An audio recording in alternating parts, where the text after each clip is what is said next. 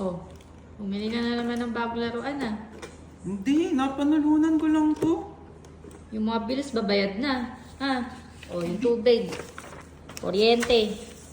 O, credit card. Renta. Lahat. Pagkain pa nito. O, tingnan mo. Oh. Ay, Makatulala na yun. Oh. Gutom na yan. Oh. next week pa to. O, ito. Bayaran mo. O. Ang bayad yan ng bills ha. Saka pagkain yan.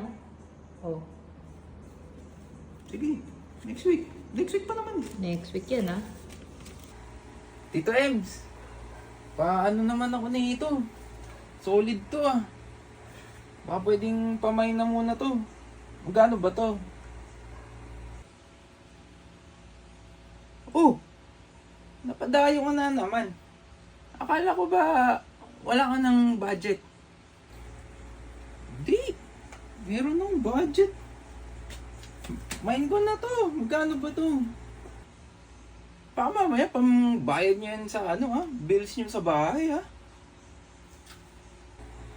Di, bahala dun. Ang galing! Ang galing!